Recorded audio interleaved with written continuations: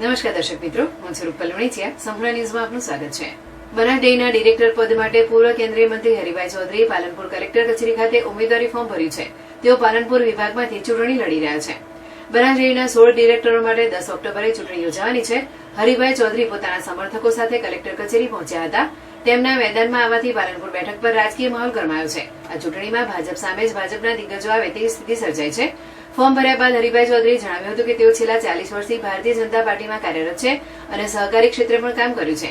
તેમણે પ્રદેશ ઉપાધ્યક્ષ તરીકે પણ સેવાઓ આપી છે અને જિલ્લાએ તેમને 4 વખત સંસદ સભ્ય બનાવ્યા છે.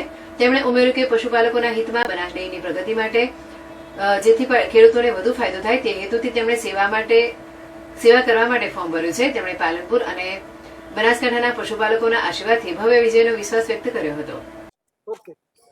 આજે બનાસ ડેરીની નિયામક મંડળની ચૂંટણીમાં પાલનપુર વિભાગમાંથી ડાયરેક્ટર તરીકે ચૂંટાવા માટે મેં મારું ફોર્મ રજૂ કર્યું છે.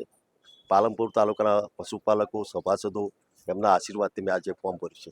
આમ પણ બનાસકાંઠાની જનતાએ સંસદ હોય, બનાસ બેંકમાં બિનહરીફ ડાયરેક્ટર તરીકે હોય, સંગઠન હોય, દરેક જગ્યાએ ભારતીય જનતા પાર્ટી અને બનાસકાંઠાના જનતાનો મારા ઉપર આશીર્વાદ રહ્યા છે. મને વિશ્વાસ છે કે પાલનપુરના પશુપાલકો, બનાસકાંઠાના સભાસદો બધા મારા પર આશીર્વાદ રાખશે અને હું પાલનપુર વિભાગમાંથી ડાયરેક્ટરની ચૂંટણી ભારે બહુમતીથી જીતીશ. પ્રદેશ ભાજપમાં પણ ઉપાધ્યક્ષ તરીકે કામ કરેલું છે અને પ્રદેશ ભાજપ પણ મને ઘણો આશીર્વાદ છે. આ વખતે પણ મેં ફોર્મ ભર્યું છે, પણ મારી પાર્ટી ભારતીય જનતા પાર્ટી પ્રદેશના આગેવાનો જે નિર્ણય છે મારા શિરોમાને છે, પણ મને વિશ્વાસ છે કે પાલનપુરના પશુપાલકો મને જીતાડશે.